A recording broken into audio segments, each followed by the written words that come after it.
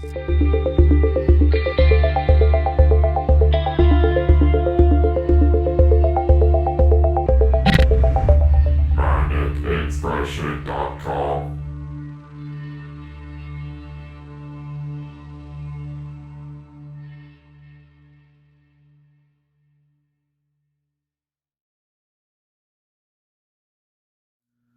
No discussion of terrible sequels is complete without talking about today's movie, Escape from LA. Here in my hand, I hold my Escape from New York, Escape from LA 2-pack that both came out from Scream Factory in the last several years. I like Escape from LA. I do. I have a complicated history with these movies. Escape from New York was a movie that I wanted to like and didn't. I tried with it, and every time I tried, I liked it better. And then one day, watching it, it just sort of clicked with me. I suddenly went, oh, I get it. I get it now. I get what the appeal of this is. The appeal is Snake Plissken, played by Kurt Russell. You know, this character who, he's cynical. He doesn't give a shit about anything. He's not in these adventures to save anybody because he's a hero. He's in these adventures because he's being forced to be in these adventures. He just wants to be left alone. And he could not give two fucks about what's happening in the first or second movie. He's just trying to stay alive. That cynicism is the appeal of these movies. And Kurt Russell is fantastic in both. Whatever you want to say about Escape from LA, you can't argue that Kurt Russell isn't still good. John Carpenter directed both of these movies. Escape from New York came out in 1981. Escape from LA in 1996. So big gap between the two. But Kurt Russell, who says that Snake Plissken is his favorite character that he's ever played, Kurt Russell slips right back into it. He doesn't miss a beat. He is still Snake Plissken. Now, where people are right about this movie is that it is just Escape from New York again. It's the same movie. It's kind of shockingly the same movie. I mean, you have Snake Plissken. He's arrested. He's going to be sentenced to New York in the first movie, which is like has been walled off into its own prison. LA, which is basically the same thing. And he gets roped into like some shenanigans with the president of the United States, either needing his help in the first one or, actually sending him on the mission in the second. Both times there's a ticking clock because in the first movie, they put a bomb in his neck that will blow up if he's not back to have it turned off at a certain point, which they'll only do if he accomplishes his mission. This one, they've injected him with a virus, which will kill him if he isn't back by a certain time to have the vaccine put into him, which, by the way, that is a dumb idea. I mean, because Snake gets progressively sicker as the movie goes along. How is he supposed to really accomplish the mission if he's dying? But it's to say there's like a warlord that sort of reigns over New York in the first one, LA in the second one. It's the same movie. I'm not arguing with you that it's, that Escape from LA is a great continuation. It's not. It's borderline a remake. But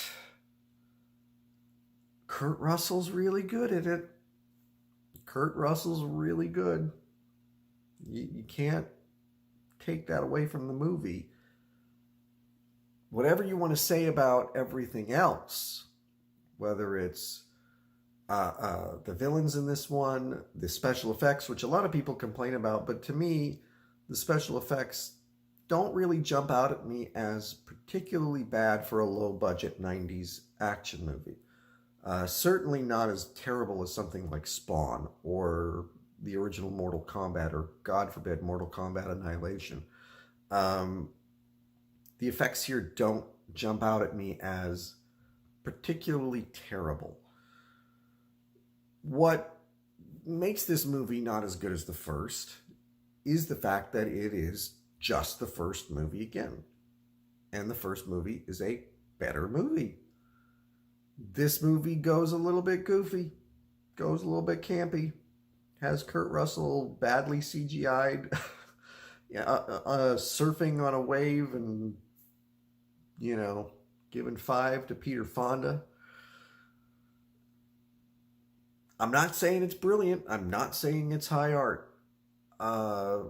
It's what I guess I would feel as a guilty pleasure. And the 90s is chock full of them.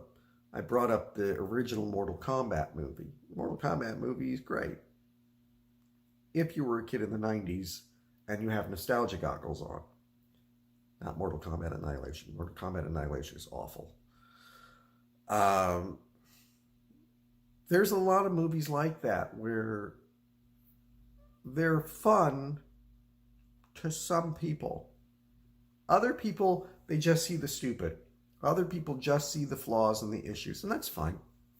There's movies I'm like that with, where I can't get past certain things. I can't enjoy the movie on any level. And a lot of people feel that way about Escape from LA. I'm just not one of them. I've only seen the movie a couple of times.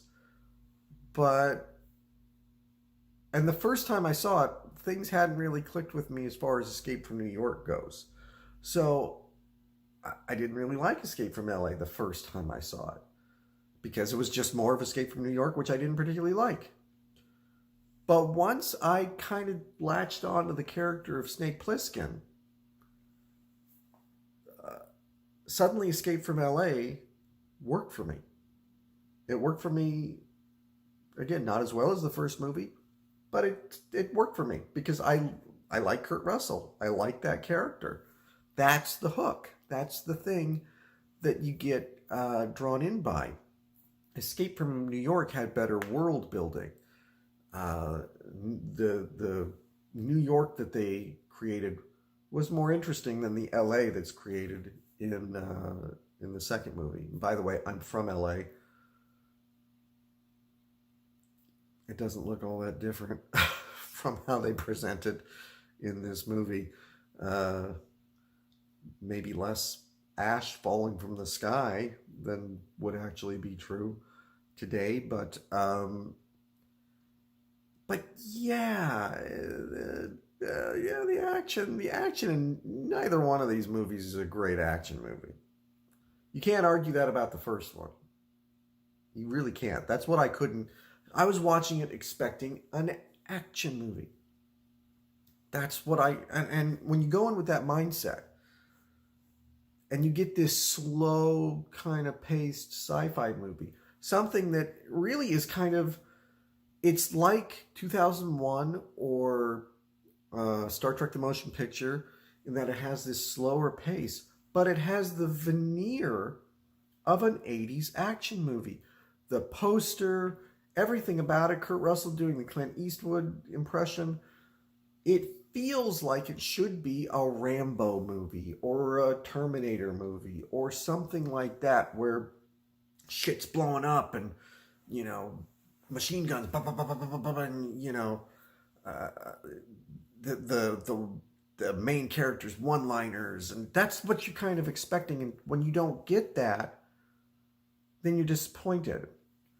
So once I figured out, this is a slow-paced sci-fi movie with a action movie kind of veneer on it, then I was able to get into it. And once I got into the first one, I got into the second one. So, Escape from LA. I'm going to out of 5. It's not a great movie, and I completely admit that it's a guilty pleasure. But you got Snake Plissken back, and sometimes a good performance from a great actor is really all you need.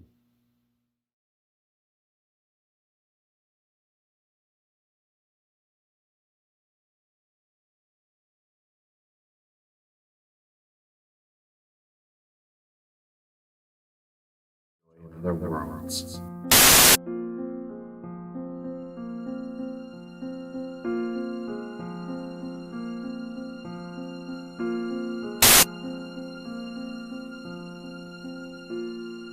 Sort of gave myself the challenge of, okay,